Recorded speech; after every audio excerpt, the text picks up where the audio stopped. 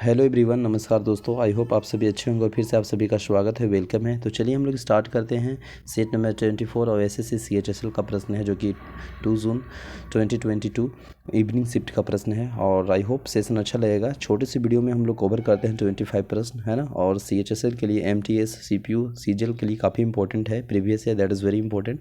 पहला प्रश्न है कि कौन सा उपन्यास मूल राज आनंद द्वारा लिखा गया है जो भारत के स्वतंत्र पूर्व युग पर आधारित जाति व्यवस्था का क्रूरता को दर्शाता है, तो वह अनटचेबल। ठीक है। नेक्स्ट है विश्व मौसम विज्ञान संगठन WMO को संयुक्त राष्ट्रीय पर्यावरण कार्यक्रम द्वारा 1988 में जलवायु परिवर्तन से संबंधित विज्ञान का आकलन के लिए कौन सा संगठन बनाया है, तो inter government panel on climate change. ठीक है, IPCC। प्राचीन काल में किस नदी के तमिल में पूनी के नाम से जाना जाता है जो कि कर्नाटक और तमिलनाडु राज्यों से होकर दक्षिण पूर्व दिशा में बहने वाली चौथी सबसे बड़ी नदी है, तो कावेरी नदी।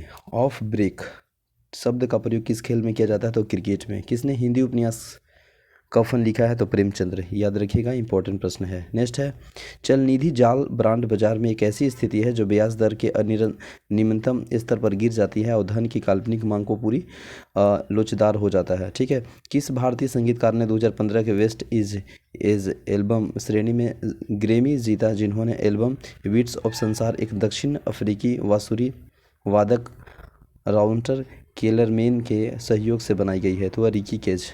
टाइम्स पत्रिका ने वर्ष 2021 में 100 सबसे प्रभावशाली लोगों में से 3 भारतीयों को नामित किया गया है। निम्नलिखित में से कौन सा उनमें शामिल नहीं है, तो गौतम अडानी शामिल है, ममता बनर्जी शामिल है, अदान पूनावाला शामिल है, नरेंद्र मोदी शामिल नहीं है। ठीक है। नेक्स्ट प्रश्न नंबर 9 है निम्नलिखित में से कौन सा सारंगी वादक के रूप में जाना जाता है, तो टी ब्रिधा। 10 नंबर प्रश्न है भारत के राष्ट्रीय, है ना, ध्वनि तिरंगा के डिज़ाइन करने वाले व्यक्ति जो कि 145वें जयंती वर्ष 2021 में मनाए गए हैं, उनका नाम क्या है, तो पिंगवी वेंकैया।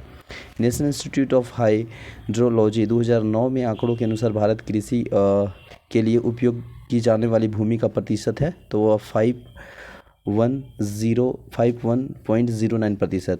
प्रख्यात शास्त्रीय नृत्यगन्ना के सोनम मानसिक को निम्नलिखित में से कौन सा पुरस्कार नहीं प्राप्त हुआ है, तो पद्म भूषण नहीं हुआ है, बाकी संगीत नाट्य अकेडमी हुआ है ना। पद्म विभूषण भी हुआ है और पद्म भूषण ये नहीं हुआ है। ठीक है। पद्मश्री भी हुआ है, तो option number D right answer है, पद्म भूषण ये प्राप्त नहीं हुआ। ठीक है। नेक्स्ट है प्रश्न नंबर 13 किस भारतीय संगीतकार ने शहनाई के संगीत कार्यक्रमों के मंच पर पेश किया और 15 अगस्त 1947 को भारत के स्वतंत्रता दिवस के अवसर पर दिल्ली के ऐतिहासिक लाल किले में समारोह के शहनाई वादक के रूप में चुना गया है, तो Bismillah Khan. That is important प्रश्न, याद रखिएगा, ये प्रश्न पूछा हुआ है।